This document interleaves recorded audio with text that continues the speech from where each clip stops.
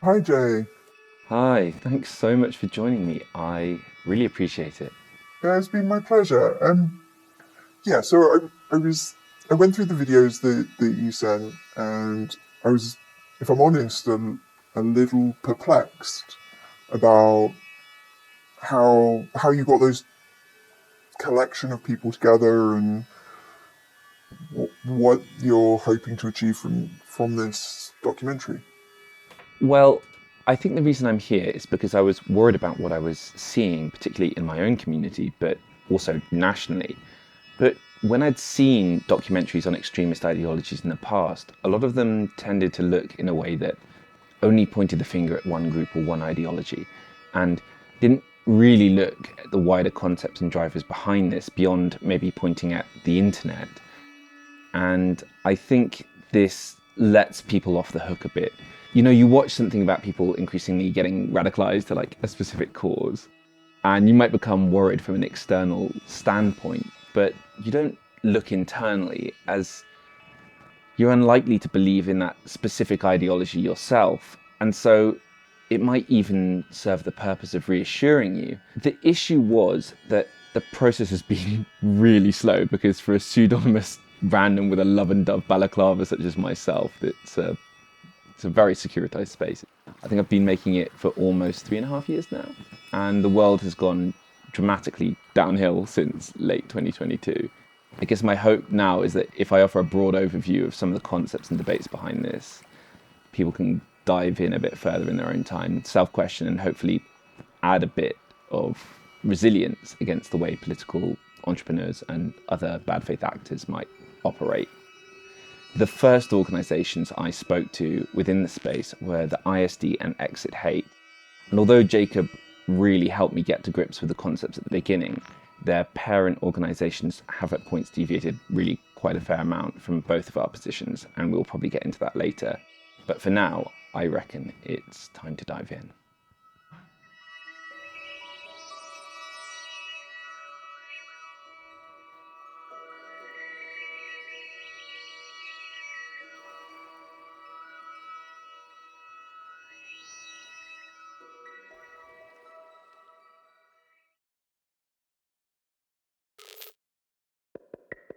My name's Jacob Davey, and I'm Head of Policy and Research at the Institute for Strategic Dialogue, where I lead work tracking hate groups globally. To explain how radicalisation works, I want you to think about getting on the wrong train.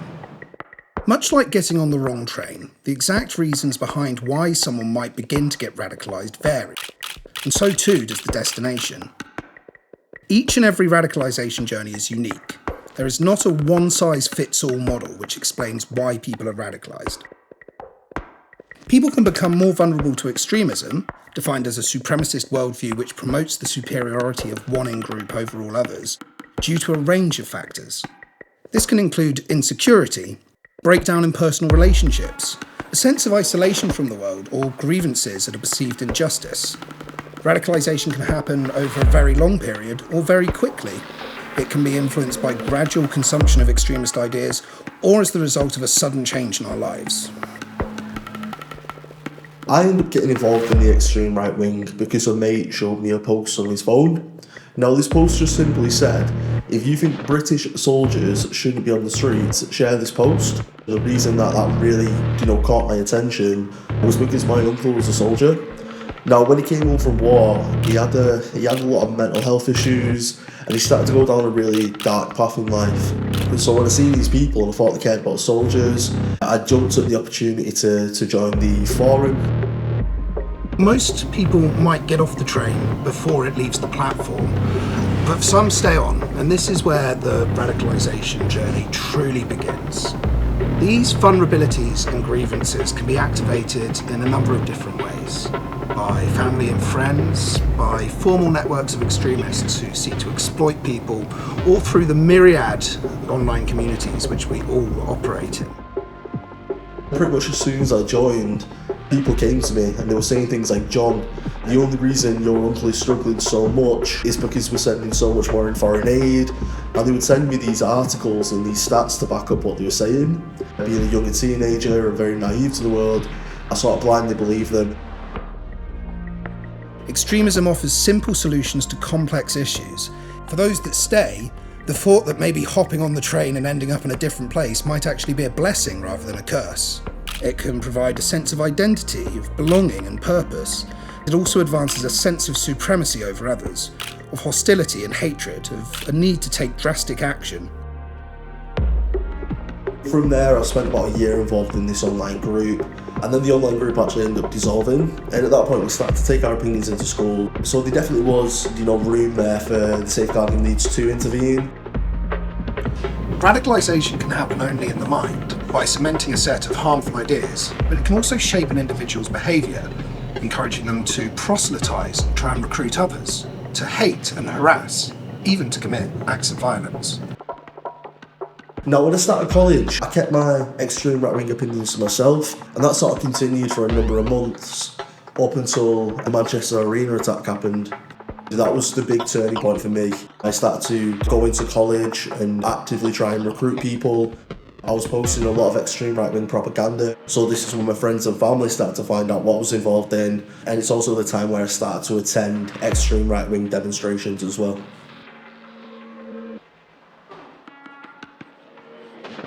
As people become drawn into extremist movements, they can find a sense of belonging in a new community. But radicalisation can conversely drive a wedge between someone and their friends and family.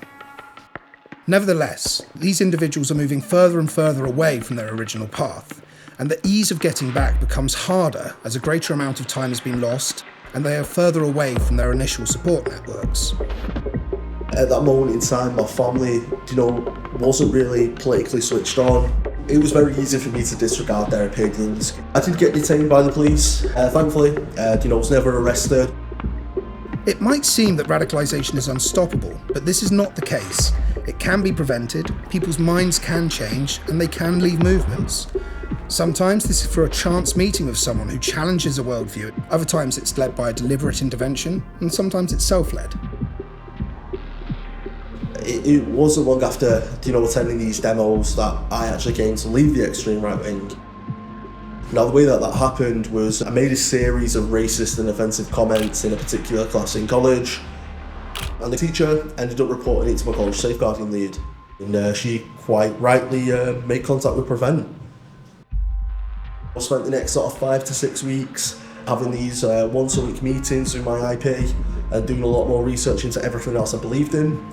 That was, that first real moment that I realised that the extreme right wing had lied to me. In terms of my case, it was almost a simple one. Of course, some people have been involved 20, 30, 40 years, and essentially the extreme right wing has been their life. It's been all they've ever known.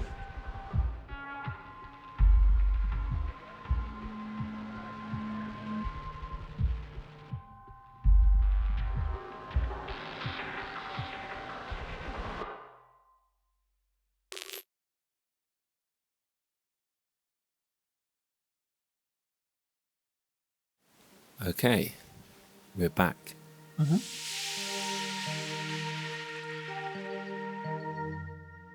A lot of researchers are somewhat critical of the use of formers within counter-extremism and de-radicalisation spaces. And I guess John is just the first of a few formers we look at through this piece. So it certainly is something that comes up throughout. This isn't, of course, to say by any way that either of us don't admire the courage taken to leave a movement, but I was wondering why exactly you think this might be the case, like why we might at least need to be cautious when considering formers. For a number of formers, they are looking for a sense of purpose and a sense of redemption following their exit from extremist or terrorist organisations, to tell their story in such a way that others are dissuaded from following the same path as them. Now, you might think, well, the former is going to be more honest because they're not part of the group anymore, so as if the veil of ignorance has been lifted from them and they've seen the light. But actually, because of this need for the redemption arc, some formers will really downplay their own agency, their own kind of violence or actions within the group in order to say, well, it wasn't really me, right? It was the other people I was with, there were bad things going on in my life, and so it's kind of emphasizing their victim status within all of this. Other formers, however, go completely the other way. And in order to explain or to say to themselves, well, this is what I've given up, and to find meaning in their new life, what they had before, they are inclined to perhaps over-dramatize that. And that can be problematic because it can be heard, especially by young people, as glorification of their past experiences. And I'm not diminishing his efforts in that way. As an overall program or prioritization, it needs to be done very carefully. Because there's a temptation to say, well, in de-radicalization work, here is the ideology you believed, and here are all the reasons why it's wrong, and here's the right thing, right? But in doing that, you're not actually educating and working with the person so that they can develop their own critical faculties. You're just replacing one set of ideologies with another. And that does leave people vulnerable, because what's to stop someone else coming down the line, a couple of years later saying, oh, no, really sorry, mate, but those other ones that you've been taught, they're also wrong. You need to come and listen to us. Yeah. I think actually this reminds me of something that the artist Ai Weiwei mentioned recently about Germany as he left the country, which was the way that although denazification efforts had been quite strong at telling them what was wrong, it had done so by shutting off all the uncomfortable conversations, so that it was almost like following a script. But scripts can be forgotten, and sometimes you won't get asked a question on script, and now that's starting to slide backwards with organisations such as the AfD taking root, and their inability to really politically cope with Israel's genocide against the Palestinians and the resultant ICJ case. So one of the core things I also wanted to look at were some of the mechanisms that might move people towards extremism. But one of the things that just keeps on coming up in other documentaries is this characterization of social media as a core mechanism. And to me, this was starting to feel similarly script-like, but it didn't feel like this was the full picture. And this is when I really wanted to find someone who could perhaps discuss with a bit more nuance how these systems actually work.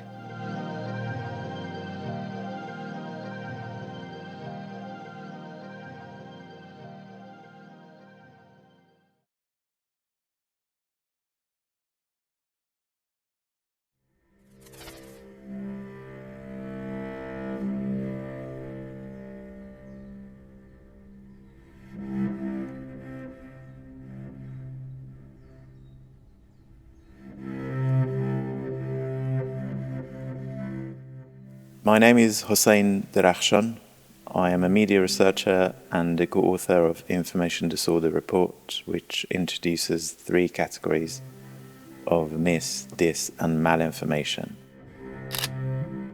My broader concern is something I call personalized truth, and you can actually imagine it as a cocoon that you weave around yourself, or that society makes the cocoon for you.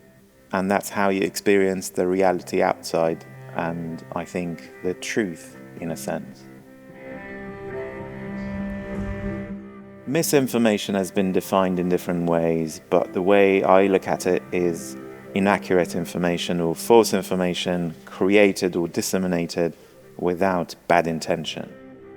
But then you have disinformation, which is inaccurate information with bad intention on the side of the creators or disseminators, which covers political, financial, and sometimes social reasons where people can actually spread some sort of false information. But the third category, malinformation, refers to accurate and factual information whose context has been manipulated.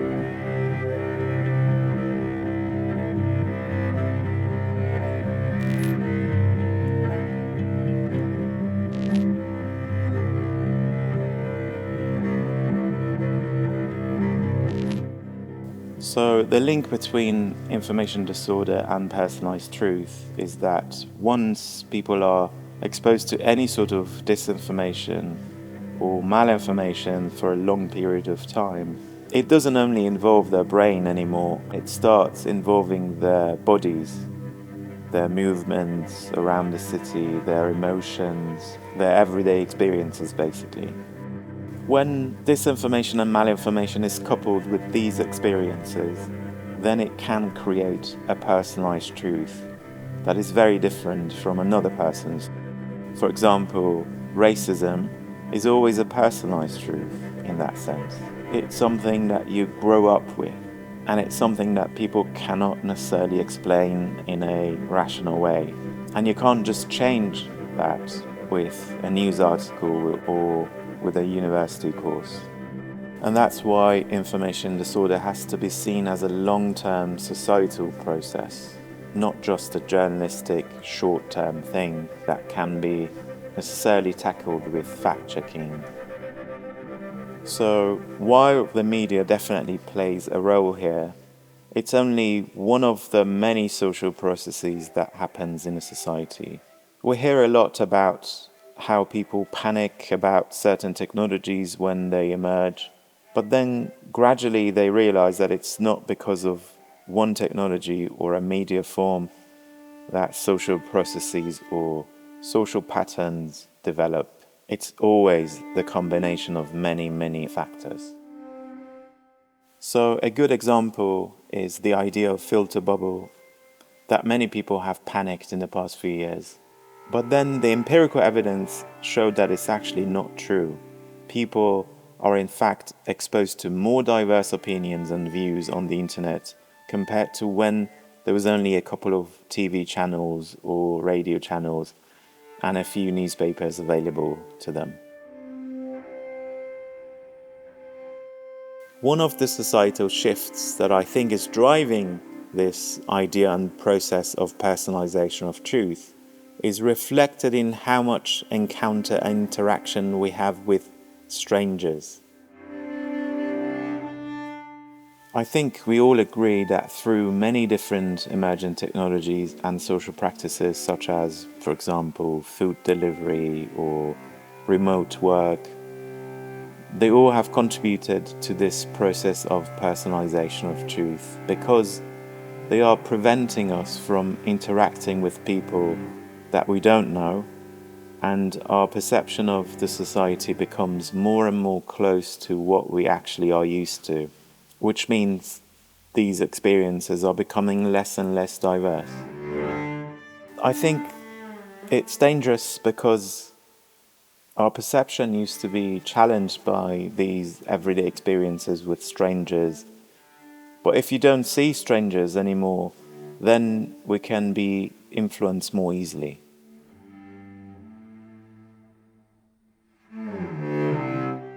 One area of resistance would be to change our media consumption from this very private, individualized form to a more collective and group form. Not just because of the environmental benefits, but also because of its social benefits in resistance to the idea of the society of one. The threat of the idea of the society of one for democracies is that we become really easy to govern. Imagine a politician can appeal to both racist and anti-racist people at the same time and even receive their votes, because these people are comfortably living in their own cocoons and do not see these contradictions. In marketing, there is a term called the market of one that refers to the ultimate success of marketing, which is to create a market with the size of just one person.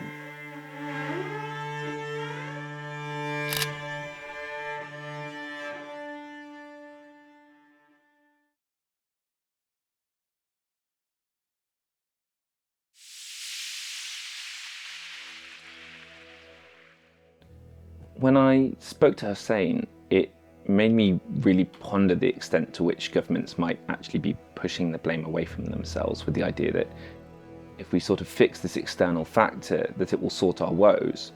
But these schemes have, I guess, almost universally failed. But I guess to me, what was so impactful was the idea that other technologies might be more likely to be radicalizing because of the creation of crises, really by individualism and late capitalism, whether that's in work, housing, crises in social lives. And that's something that's more broadly shared across all tech. For instance, I know it's mentioned a lot that crises are a really big part of people adopting viewpoints they wouldn't normally, or leaving information that's untrue, exaggerated, or out of context, because otherwise you feel as if you're sort of minimizing or ignoring it. I mean, just to use a recent example, even, I guess, in the wake of the Epstein files, it feels like social media's been flooded by a real groundswell of satanic panic, sort of neo-Nazi rhetoric, which has sort of managed to cross-pollinate movements kind of far beyond their normal scope of influence. But the core issue underneath that is an earth-shattering crisis of justice, which is kind of really embedded in the core of American society. I guess what I wanted to ask is, obviously that's one perspective, but then how do you see social media from your perspective as either a cause or an accelerant? Yeah, correlation is not causation is like the famous kind of like way of putting this, right? That two things exist at the same time doesn't mean one causes the other. And indeed, that two things exist at the same time doesn't necessarily give one of them greater weight than anything else. There's a temptation to shoot the messenger, right? Or this belief that we can ban ideas or ban images. I think there are certain times when such bans are really important because they're signaling a societal-wide disdain for that material. But we would be deluding ourselves if we thought that banning anything actually prevented those things from happening. When we think about theories of radicalization or processes of radicalization, what variables do we include? What vectors do we include in that? And there is an availability bias in the sense of, well, what are the kinds of things that we can measure, that we can observe? There's also an availability bias in that a lot of the theories of radicalization reflect the wider social anxieties of the time. What we are missing is what happens to those individuals who don't get radicalized? What are the variables and the factors that lead to their lives? And actually we need that cross-tabulation, if you will, of data in order to refine our theories. But even if you did all of that, you're still left with such a vast array of potential vectors because everybody lives a unique life. Okay, no, that's really interesting. One of the foundational things that sort of got me into this in 2022, I guess, was the fact that I'm from a Jewish background, and I was becoming increasingly aware of just how normalized Islamophobic and anti-Palestinian viewpoints were within British Jewry, perhaps even more so per capita than American Jewry. And it is leading to harmful actions. And often the justifications that were used would be down to social anxieties or mutuality, in the sense that sort of, but they don't like us, or but they're extremists. And that was something that was quite telling to me, because often accusations of the presence of extremism is actually also used as a reason to discriminate wholesale against groups, including the Holocaust itself, which often tied Jews with communism or liberalism. And when I looked at some of the more hawkish counter-terrorism organizations, they, despite being critics of extremism, often share or promote views that try and impose surveillance and even violence on specific minority groups that appear to me to be exactly what they wish to decry. And, you know, I came into this thinking about how one could challenge such beliefs in my community. But as I looked more closely at Prevent, the UK's flagship counter-extremism strategy, and the way it targeted Muslims, you know, whilst it worked for John on an individual level, given its broader context of failure, I wouldn't be very happy seeing a similar scheme in my own community, or in fact any community in this country. And that's why I reached out to some of Prevent's critics to get a better understanding of the issues with this strategy.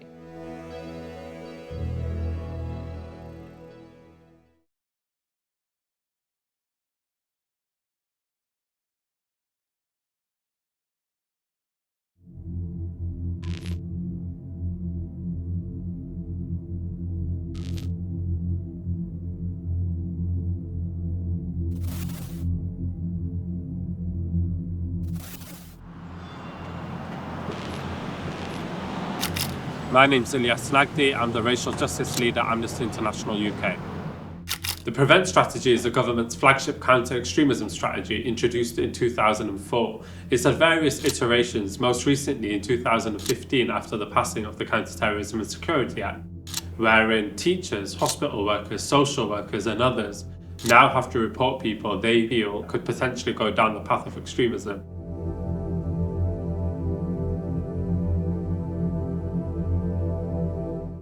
The use of PREVENT as state surveillance is eroding our right to private and public life. Within many workplace settings, PREVENT is usually treated as just another safeguarding measure, but it is far from that, and it has much more devastating consequences. Even though many people talk about PREVENT within the language of safeguarding, it is a counter-extremism strategy. PREVENT emerged within the context of the war on terror, which saw Muslim communities across the globe put under the spotlight. Due to the Counter-Terrorism and Security Act, there is a legal duty on workers in many sectors to pay due regard to the risk of people going down the path to extremism. Similar to strategies used by other states, relies on pre-crime methodology, that is placing individuals as suspects before any crime has been committed. The first iteration of PREVENT focused specifically on British Muslims and community cohesion, bringing in surveillance infrastructure into communities. If an individual is referred by their teacher, by a hospital worker, by a social worker to PREVENT, their name is tracked through the PREVENT National Case Management Database. There's case studies of young people who have been prevented from accessing their first choice college due to having a PREVENT referral on their record.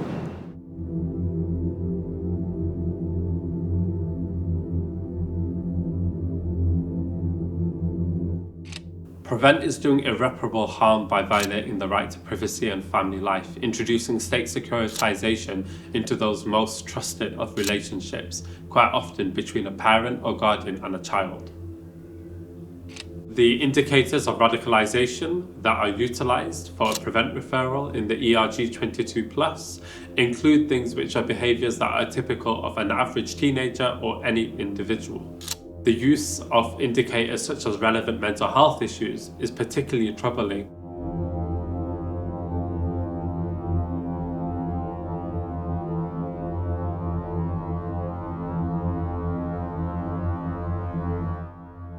Amnesty International UK's research into the PREVENT duty found that the former definition of extremism is already so broad it targets completely legitimate non-violent political activity, and have documented cases in the report which highlight the use of PREVENT to monitor, discipline and hinder that activity.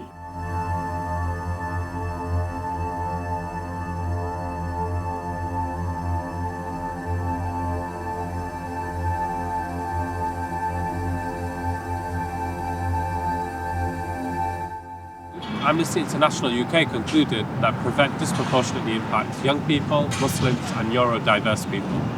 In its conclusion, Amnesty International stated that it believes the PREVENT duty must be scrapped in order for the UK to comply with its international legal obligations.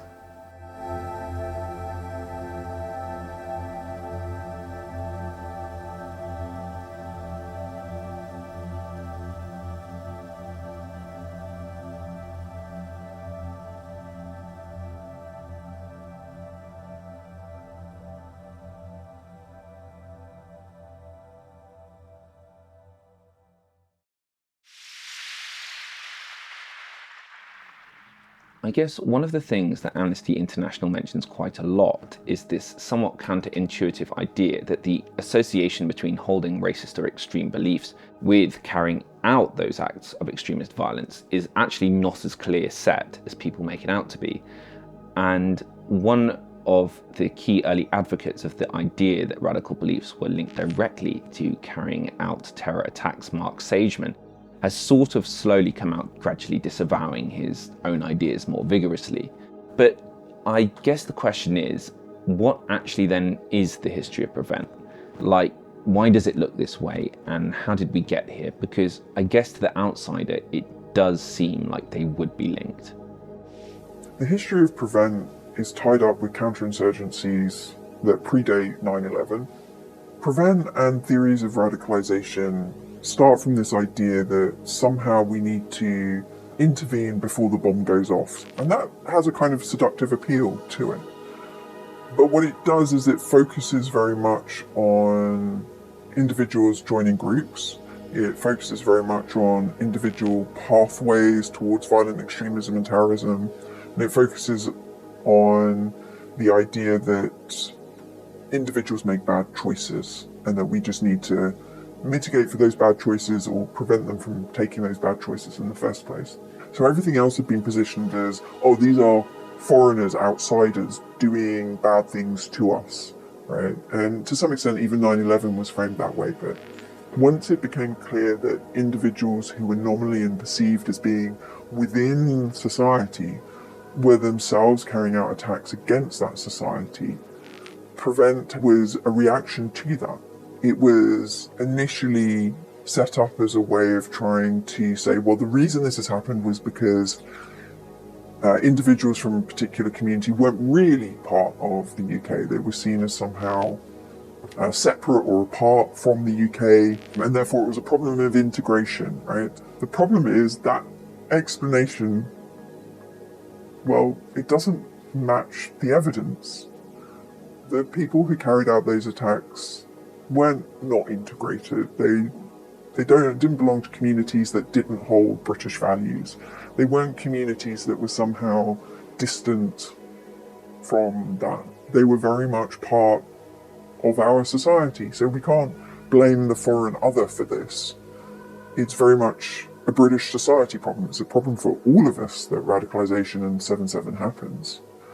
So Prevent then has to, once that becomes clear, it has to reorientate itself. And so then it's like, well, okay, we understand it's not at the level of community, but it's about individuals who are somehow vulnerable to radicalisation. But what that then does is, well, how do you know who these individuals are? If you're trying to stop extremism and stop radicalisation, stop terrorist attacks, then who are you looking for? And it becomes, well, if this is a societal problem, then you're looking for a needle in a haystack. So you have to mobilise society. You have to get them to respond in particular ways and make everybody responsible for finding that needle. And that's a problem because society doesn't know what the needle looks like, because neither do we. Ooh, yeah, I think there's a fairly damning indictment of the state of counter-terrorism. And I'm guessing it goes back to what was mentioned earlier about a lot of people holding these views without necessarily being violent, right? And in fact, this idea of the two not necessarily being linked actually almost comes back to where the story started. Because the first person or organisation I filmed with was actually not the ISD, a little bit of a white lie. It was this man called Lee, who I sort of met by accident. And for him, when I heard his account and I spoke to other people later and sort of recontextualized this from sort of other organisations, they seemed to suggest that what I described was not extremism, even if it followed many similar structural mechanisms. However, it certainly could be argued to have met Jacob's definition from earlier, which made me curious to explore some of that grey area and what that actually means for our definitions.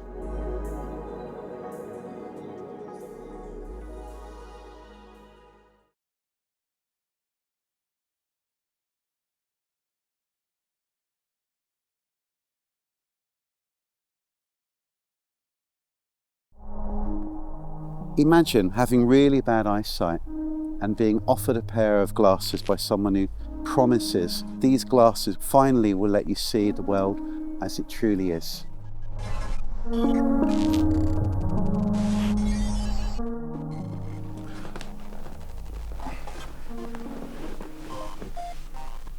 I guess I'm speaking directly to the camera. Hi, I'm Lee, I'm 57. I normally say I live in Soho and sleep in Bromley, and I'm a native Londoner. So I come from Peckham. My dad was a greengrocer, typical working class family, and I made the decision to become a Christian on Sunday the 28th of May 1982, and that's really set in my head.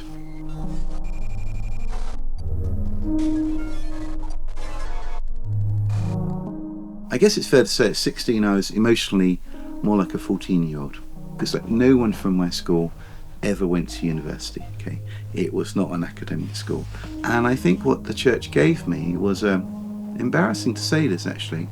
It gave me a family and a social environment. And I remember when I converted, telling my mum, "Oh, I'm born again now. I'm saved." "Well, what does that mean, Lee?" "Saved from what?" Mum said. "From you." It's not a nice thing to hear, is it? But at 16 it made sense. 16 it meant I'm being saved from this sink estate in Peckham. I joined 40 years ago, and I'm still anxious about naming it. It was a church called Maranatha. What was appealing about that church is it seemed cutting edge. It was edgy, it was exciting.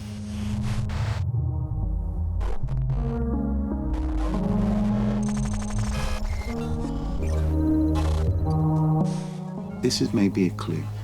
Very few of the things to do were optional. Pretty much everything that happened was mandatory. That doesn't mean every day we were doing stuff, but it meant over time the church became the orbit of our lives. People would come, they'd be really involved, something would happen and they would disappear. The expectation was of an increase in commitment. So for example, when it came to thinking about university, then that would have been something that would happen really with the consent of the leadership of the church. I guess I had such an idealised view of what the church was about that other things fell by the wayside really. For instance, when I was at university, I went off to do politics and philosophy. Didn't really, I went there to evangelise. I joined a Christian group on campus because, of course, if these people are all going to hell, there's nothing more important. So I didn't get a degree.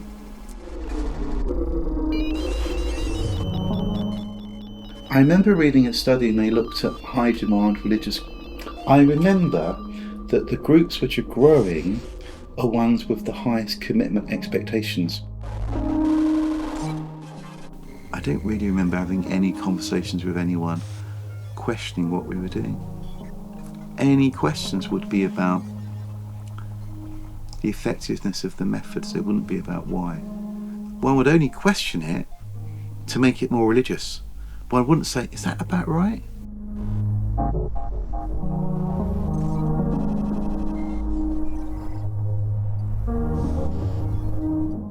So I was a Christian for probably 35 years. And when I was involved in fundamentalism, which is probably the first third of that, then I left the church for a while. I was caring for a loved one. I was no longer involved. And then I rejoined an evangelical church. The real thing that got me out is the business of hell. Eternal conscious torment. There was one particular incident. I was in a more mainstream Christian church and we had a memorial service for people who died whilst homeless. And I went in as an evangelical, so my understanding of that is agree with me or burn for eternity. And during that service for an hour and a quarter, I changed my mind. So I left that meeting not believing in hell. And then in a matter of weeks, maybe 2-3 weeks, it was like, it wasn't I was in a daze. It wasn't I was confused. It wasn't I was conflicted. It was as if there was an emptiness. It's like, oh, I believe that, I don't believe that now. Yeah, it's like a blank sheet. It's a little bit like bereavement, actually.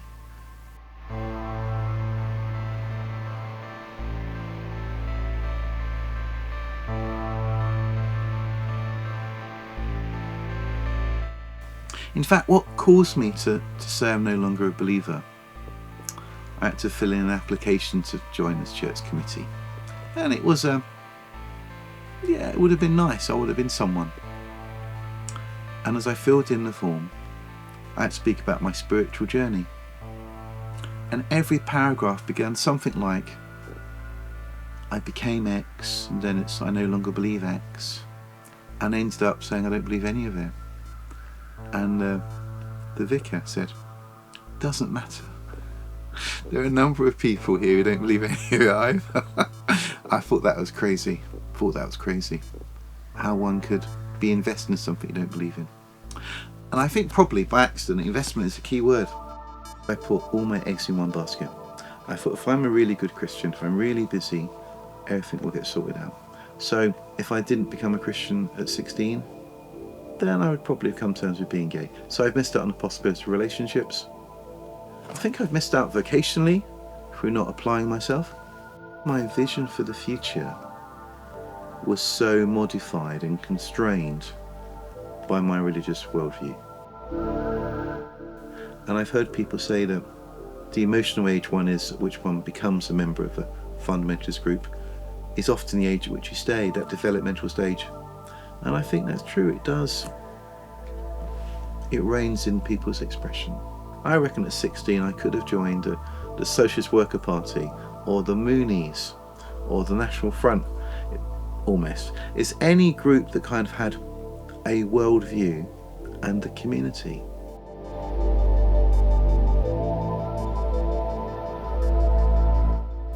A couple of years ago, I was chatting to a friend who was involved in an extreme group, and he had a lovely line. He said, Lee, never trust someone who's only got one book.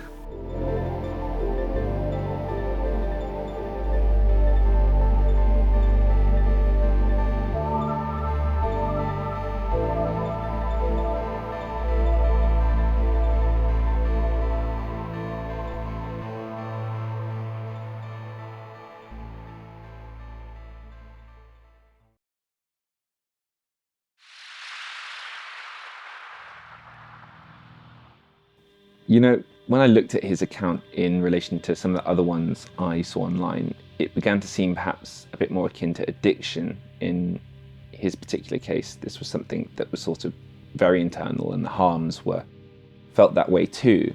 But nevertheless, it did still feel hard for me to fully separate it from extremism and where exactly we draw the line. So why is it that someone like Lee is not an extremist? Yeah, so we can see with Lee certainly some commonalities with how groups recruit into violent extremist and terrorist organisations. And we can certainly see some of the same processes, if you will. And in addition to that, we see in his discussion where he talks about a certainty, a simplicity and a resolution in life that belonging to a church that he belonged to gave him, as well as a kind of sense of superiority. And we do see that working through in violent extremist and terrorist organisations. I think the more I've researched violent extremism, it's that point that really rings true to me, is extremism is a point at which individuals and groups and societies are unwilling to share the world with those they deem other. And that unwillingness then moves into not only a belief around that, but a willingness to act against that group and a willingness to perpetrate violence against that group. And while Lee's story, you can see commonalities, he was still willing to share the world. He didn't necessarily agree with them or think of the others as good people, but he had a sense of they had a right to be there. Part of the challenge when we research and study or attempt to counter violent extremism and radicalisation through that violent extremist positions, and you can hear my shift in language because now I'm inserting the word violent, because that to me is the line, is a temptation for mission creep in a way, that extremism and radicalisation themselves become such elastic, all-encompassing terms that any societal problem can be kind of thrown into it and perceived through that lens. Well, if everything can be read through the lens of extremism, then everything and everyone is extremist, which then legitimizes increasing levels of state interventions and policies in the lives of individuals. Ooh, okay. Yeah, I think I get it now. Because, I mean, I guess if I went to a bar somewhere, right, and pushed people hard enough, I could probably find some very strange views in almost every person, statistically speaking, but that doesn't mean they should all be in a program. Nevertheless, I think this question, whether we all have an extremist inside us, perhaps is tied a bit more to our social bonds, in that when such beliefs start to be held very widely in the society, even if you yourself might not be violent, holding them still contributes to an engine. So I wanted to look at what happens when we go beyond the individual or even organizational scale and start to see extremism mainstreaming itself.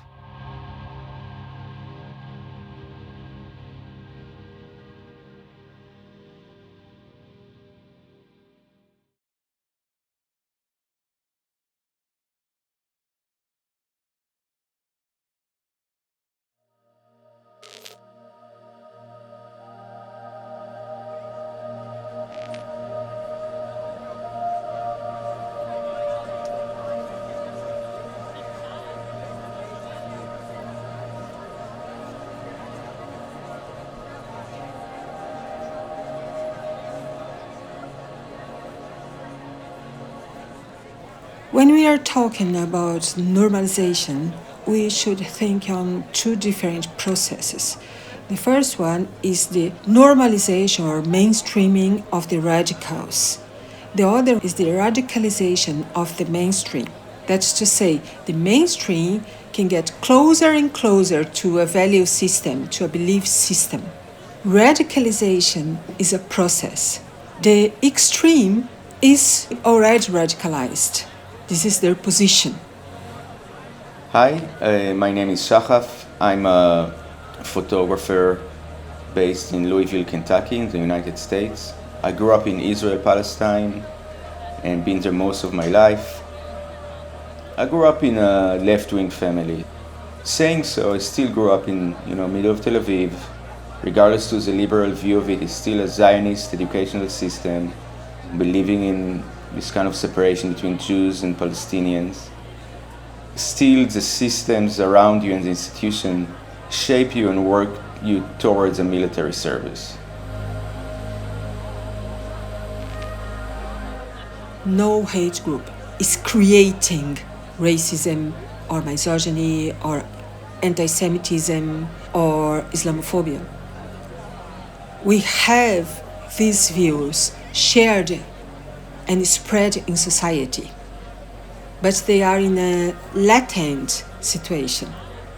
When you have this trigger, then you have the potential to have a radicalization process.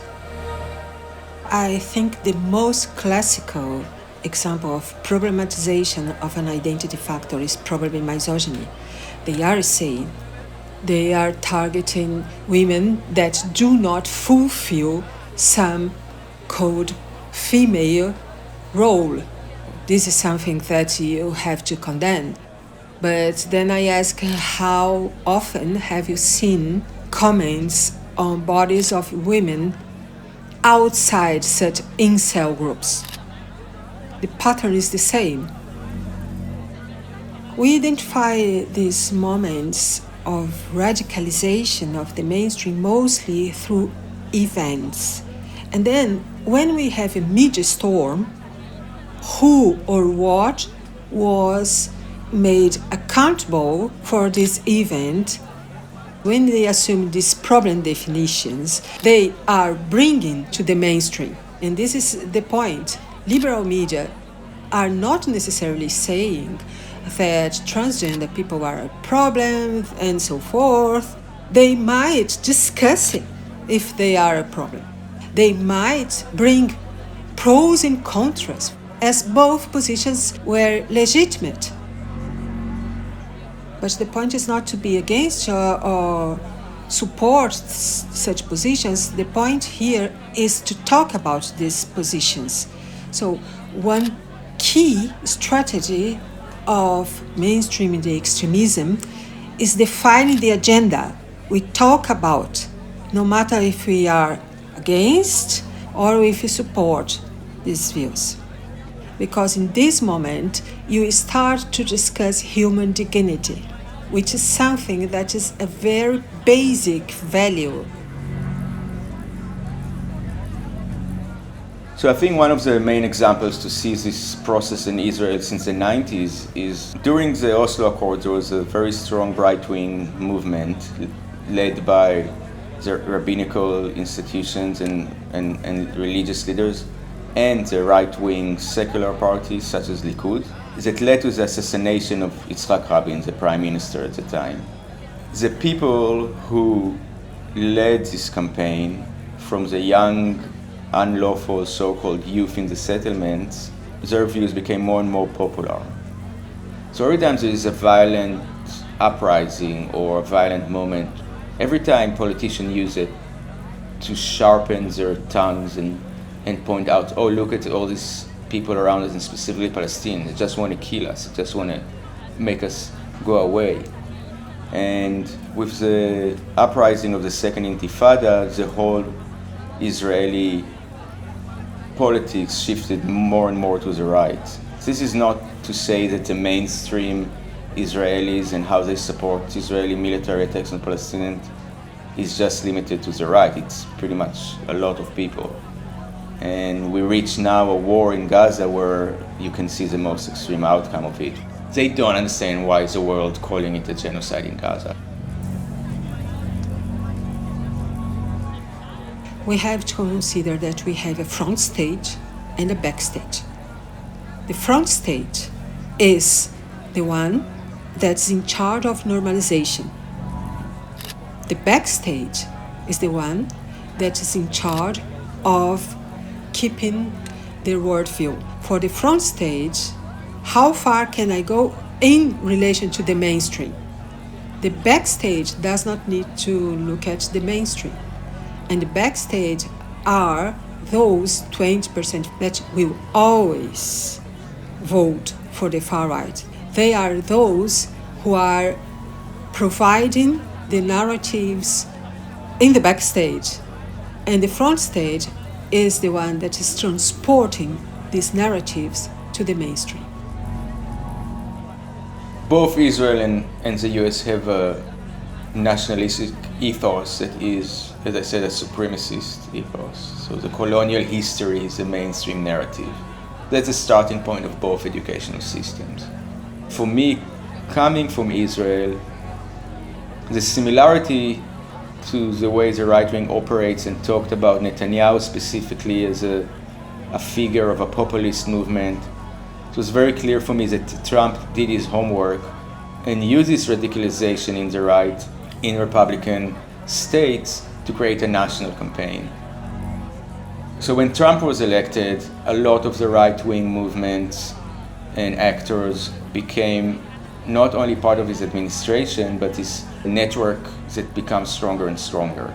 The one person that's really responsible of radicalizing institutions is Mitch McConnell, who during Obama shifted the status quo norms of who should be in the courts. He flooded the courts with really right-wing judges, the federal court. There are different strategies how to co-opt the state. You can put your people in key positions, but you can also co-opt by buying the public administration through benefits to some key groups. You can use this majority or this better numerical position in parliament to get new laws, to demobilize opponents. You will give up some issues that can cause more outrage. You may assume new issues. There are another share of society that either do not consider that this is important enough to mobilize against, or the part of society that could mobilize against is shattered.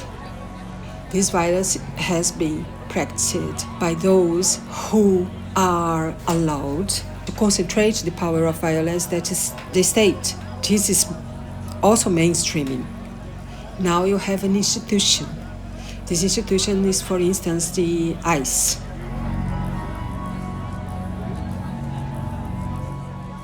So I joined an army in 1998 and I was an infantry combatant medic. I was a Zionist for many years and then Sudan need to be anti-Zionist. But towards the end of my service, in the last 7 months, the second Intifada started. And even before it fully took on, I already knew that I'm in the wrong place and I'm on the wrong side. And I was shot at by a Palestinian sniper and missed. And even then I was like, he has the whole right. I'm an occupying force. This is what resistance to occupation looked like. I don't want to be dead, but for me it was like, that's what would happen. I don't expect actually most people to react the way I am, but I think once you experience violence, and regardless to legitimacy of violence, you have an emotional response to it that is to protect yourself. And only in 2007, because of traveling around the world in different reasons, I became really involved with organizing, both with activists and anarchists against the wall. When I joined the Palestinian popular struggle against the wall and experienced what wasn't surprising for me. I knew what protests and demos are. They did escalate from less lethal weapons to fully on having the Israeli army shooting protesters through the years.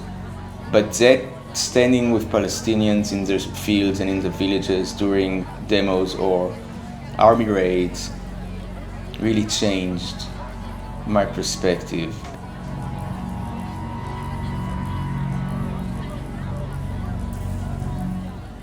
Once the far right is mainstreamed, I think you cannot rely on mainstream politics anymore.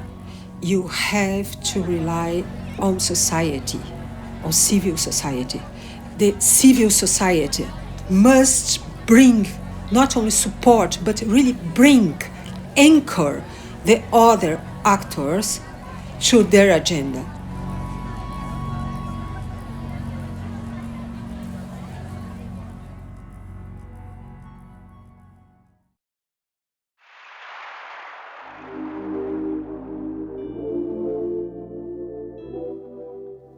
One of the things that Liriam spoke about was the idea of gender and extremism and the way it reveals how extremism is societally defined.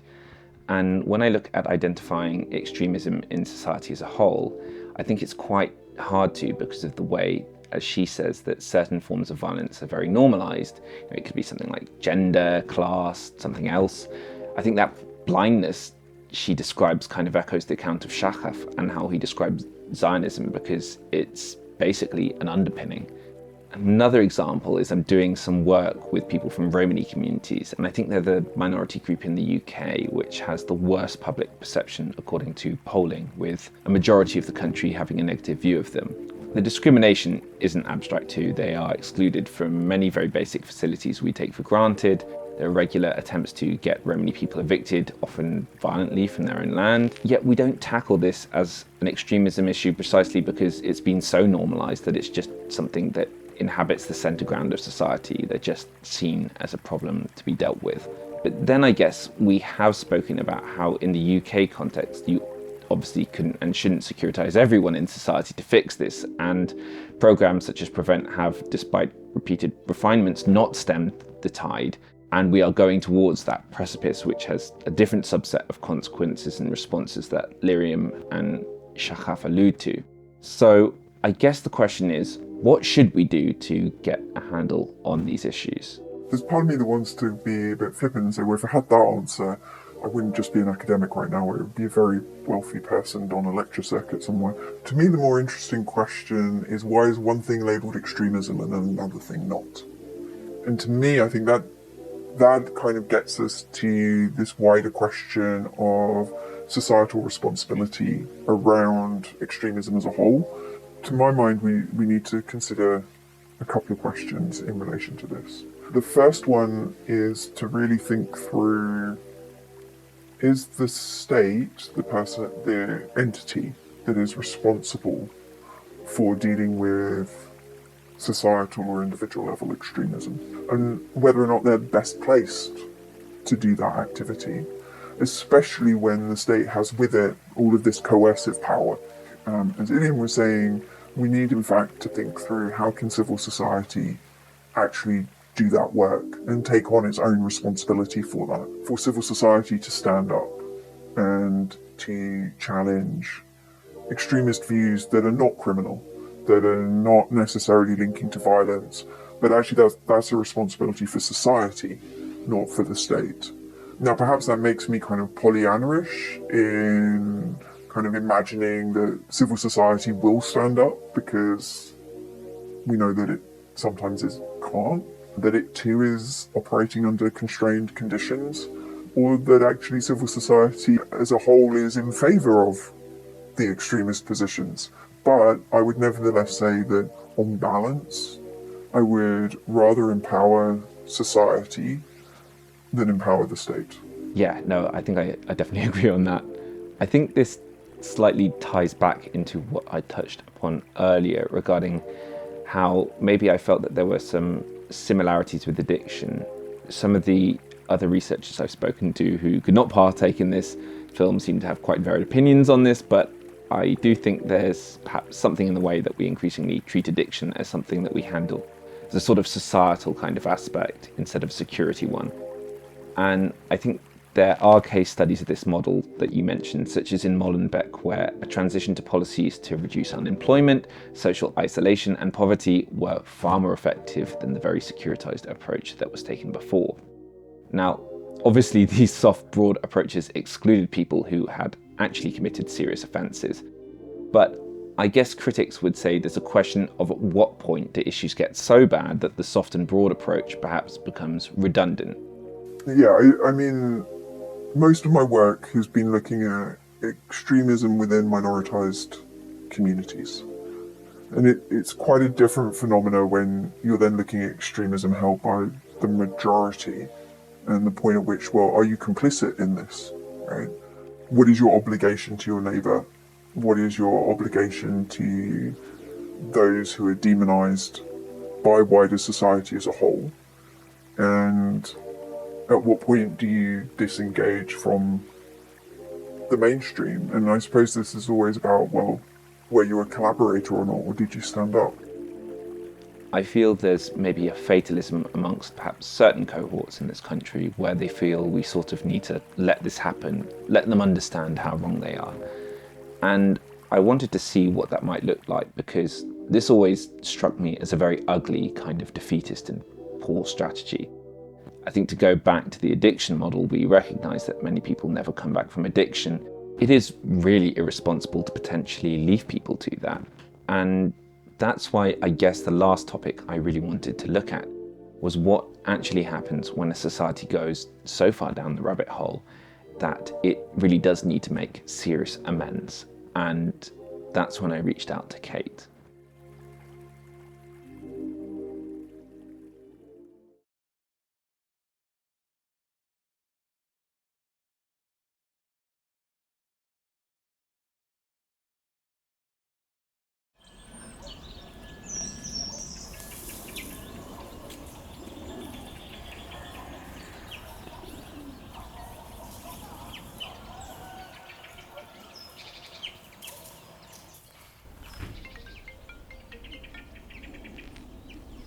Mm-hmm.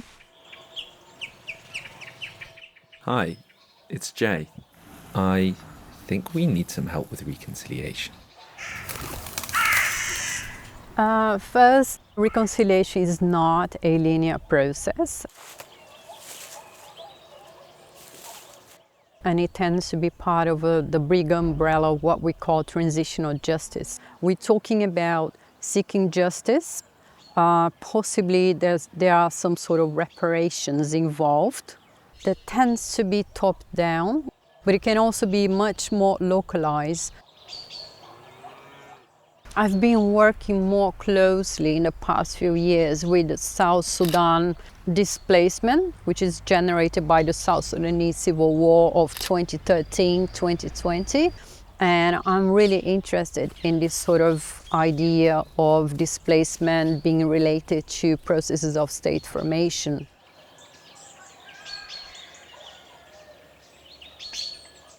With the reconciliation process, how does that really begin? It's very difficult to tell how does it begin. It depends where in the process of post-conflict transformation, transition, for example, what do they think it is necessary to come into agreement and move forward. Then it really depends on the type of conflict or the type of extremism. In the case of Sudan, it's also very difficult and very long process as well. So Bashir kind of began to reject non-Arab identities and so on, and he played a big role into this sort of, animosity building among certain societies, especially in Darfur. Fast forward into, the unfortunate events of 2023, which is even past Bashir. I mean, we have seen that the RSF in the paramilitary, which, they're all remnants from the previous Janjaweed, who are implicated in a genocide of 20 years ago in the early 2000s. And yes, they are committing again. And the process of reconciliation, they are nowhere near. People find it really difficult to forgive family members, exes, friends for, often much more minor disagreements or slights. These ones often, on a wholly more egregious scale. How on earth do we expect people to come together when we can barely forgive people ourselves? I mean, that's a very tough question. I think what can be extremely difficult for people in the process of reconciling is to let go of certain aspects of violence, for example, that might have happened to them or their families. You can be talking about, for example, where one side has committed extreme violence against the other one, have to come together in a way and just decide to move forward. That can be very hard for the victims, for example, right? Because that can mean that the perpetrators have earned a sort of an amnesty, or the punishment in some cases might not feel enough for the victims.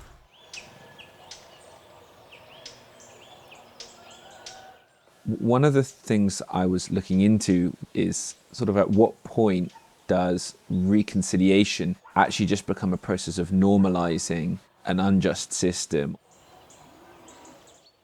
Yeah, so that process of normalization can, for example, in the way that you're saying, can be exercised by the government itself, right? Whether local government or the main government, because they want to have that interest of moving forward.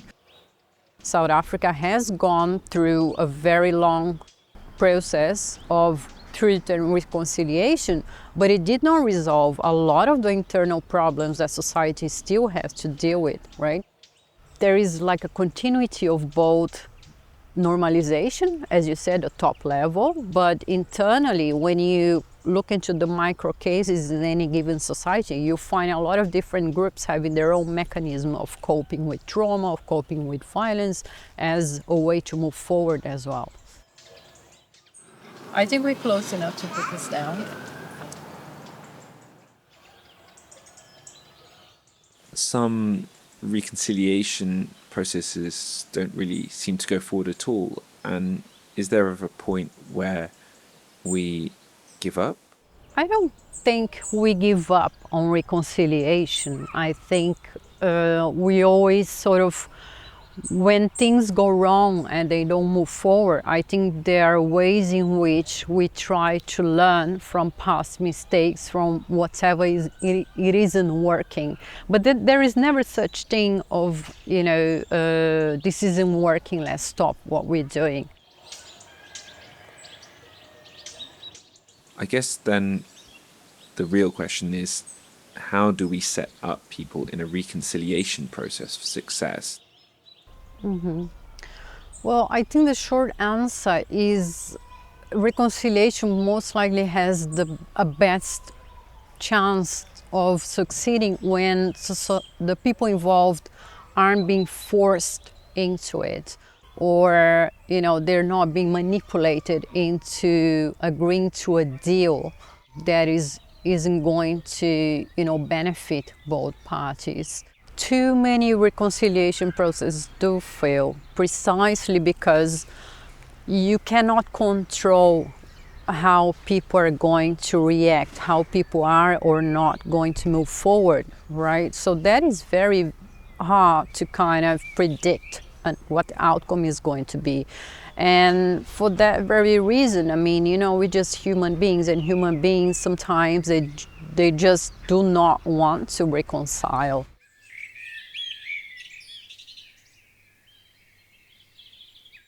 I guess one of the last sort of questions that I had was, is a reconciliation process ever truly over? If it is ongoing until it's forgotten, is that what the end goal is? I mean, I guess some of the sort of rift lines that have divided our society in the past are so far gone now that we almost just don't really remember them. I think it's always still a bit of a wound. Yeah, I mean, and the very fact that, historical facts, historical events, they're carry on. You learn that through history.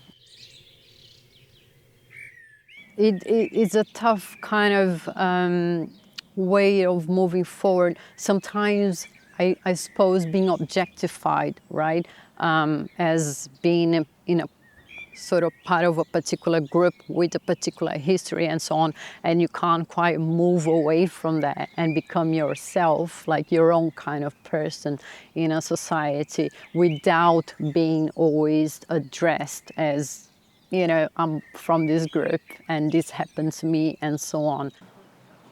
But I guess in the end, the hope is just that people are able to come together and hang out in a place and share a meal together. Yeah.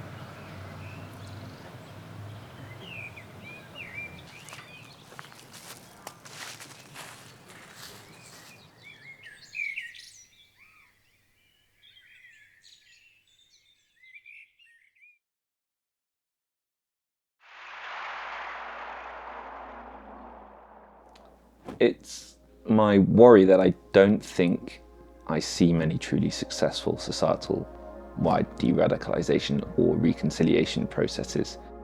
And I think that gap between is what can kind of cause repetitions, with the same oppressors getting away with the light version of the same thing, sort of unresolved. You even see new iterations, such as in Rwanda, where the victims of the Tutsi genocide are now backing the M23 militias in Congo. Those anxieties aside, the thing that really struck me with my encounter with Cate was how she discussed how neoliberalism can sometimes disenfranchise people from a more expansive peace. I was sort of curious as to why exactly it makes reconciliation so hard. Is that potentially why we haven't seen good reconciliation processes? I suppose it sounds like a really obvious question. And the question is, why are we countering terrorism? Why are we countering violent extremism? And the surface level answer is because those things are bad and they kill people. Yes. But if that's all we focus on, then we miss the wider harms of violent extremism and terrorism to our society. The wider harms, say, to women and girls. We know that with violent extremism and with terrorism comes an increase in sex and gender-based violence, in specific targeting against women in the public sphere simply for being women. And we also ignore the harms to wider society of people who are made to believe that they don't belong, that they're not worthy of being in a particular space, and they're constantly pushed to one side. And so the reason why reconciliation is so hard is because for reconciliation to stick, you can't just deal with the let's stop this organisation, let's stop this act of terrorism. You need to actually go deeper than that and look towards, well, what kind of society do we want to live in? What kind of society can be created so that those underlying kind of harms of violent extremism and terrorism don't operate. And that's a much harder conversation, because it requires us to recognise that there's no such thing as the perfect victim or the absolute villain. So I suppose when I'm saying it requires everybody to think through their own actions, I'm thinking of where societies have demonised a minority population who have then carried out violent extremist attacks. And I'm by no means saying victim blaming here, right? That's really important.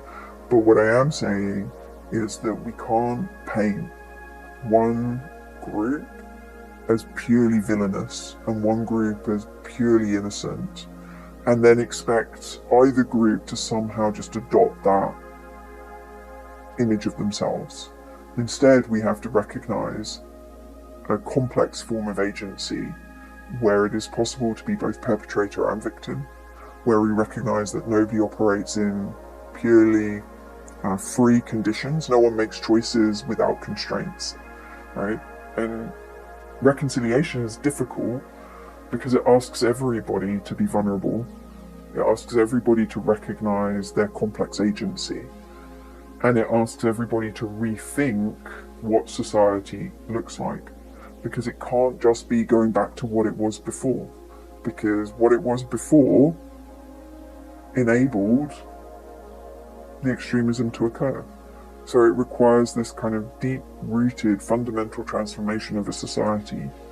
And that doesn't come about with a few focus groups. Thank you, and perhaps a particularly profound point to end on.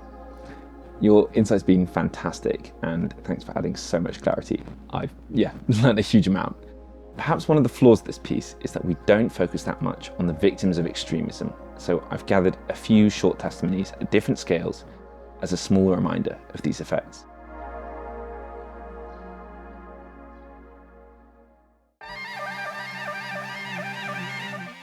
When I grew up in Sudan, the life was so exciting. Sometimes we go to the mountain away from the city. I remember the smell of the trees, especially in wintertime. Some trees give fruit. Sudan discrimination or segregation started long time. It started when was the British there. British, they put them on the power at that time. Since that time, they make themselves as the owner of the country of the Sudan. Every dark color, darker than themselves, they thought that they don't have the right in the country.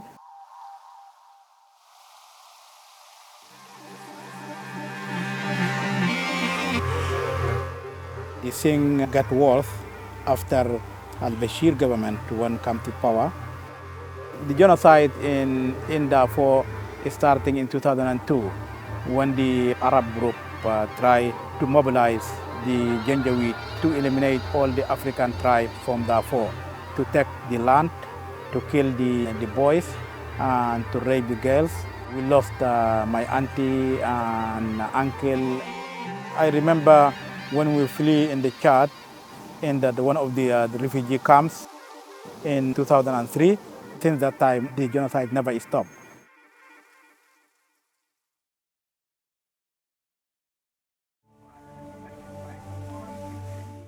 Every year we have the Trans Day of Remembrance, where we list all of the names of the trans people who have died by violence over the past year.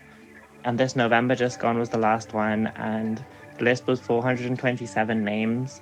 And I know that that's not everyone, because I know 2 members of the Manchester trans community that should have been on that list but weren't.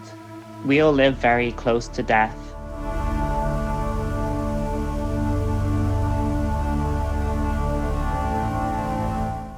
There's so much scaremongering in the media around, painting trans people out to be perverts or pedophiles.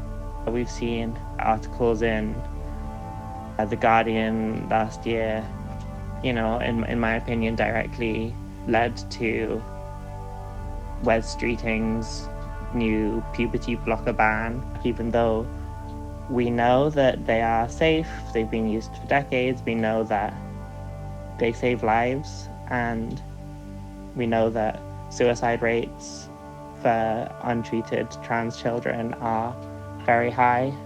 This is a death sentence for many trans children in the UK.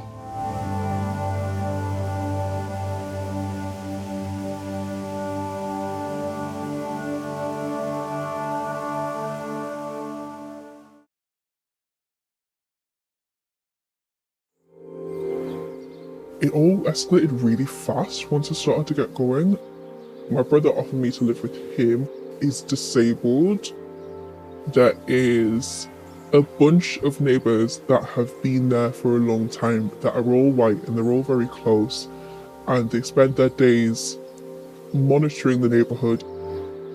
The escalation came in the form of the upstairs neighbour started to listen to our conversations through the door. She collapsed on the stairs one day and my brother went up to help her, so he helped her get up on the stairs. When he went into her house, he found Nazi memorabilia in the house. But the real trouble was after the council sent a letter asking them to stop feeding the foxes, they started coming up to the house and confronting my brother about the letter and shouting through the front window that he was going to kill us. Following those confrontations, his tyres had been slashed. One day, my brother was driving himself home to park and he had his 5-year-old daughter in the back seat. The neighbours were outside of his property when he arrived, and when he slowed down, 2 of the neighbours came to the side of the car, opened the door and pulled my brother out of the car. At this point, my niece wakes up, his daughter, and she starts crying. They then proceed to start punching my brother, mainly in the back of the head, which is really dangerous because my brother has brain damage and a lot of neurological issues. When the police arrived, they deemed because the people that assaulted my brother were women and because they were older women, that it wasn't in anyone's best interest to take them to jail. I moved out of the property not long after that.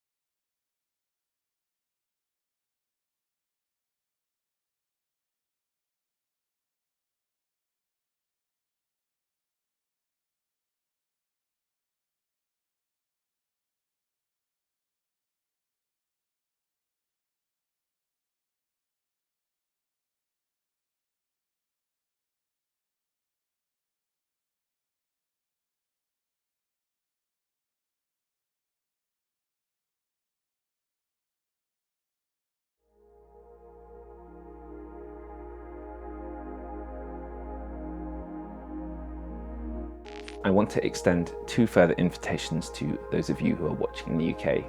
I'm recording this last message just after really what were the pogroms in Belfast. We are watching the violent effects of normalisation of extremism over the last decade or more in real time.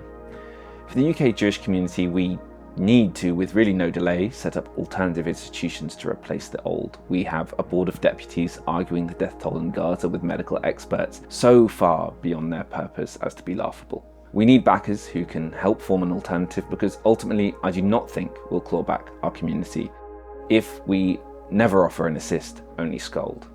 To the wider audience, I want to organise a campaign to get institutions, whether they are in media, sport, venues, political parties or beyond, to sign up to a no normalisation charter.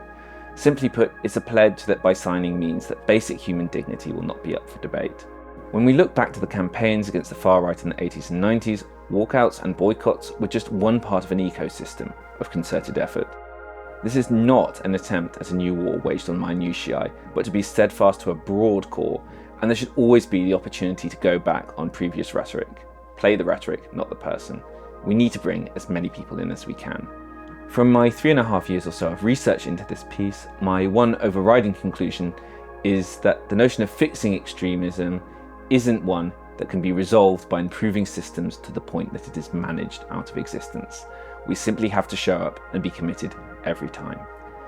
If you think you can help make this a reality, wish to sign up, or want to run with this campaign yourself, get in touch and let's get started. The future has not yet come to pass.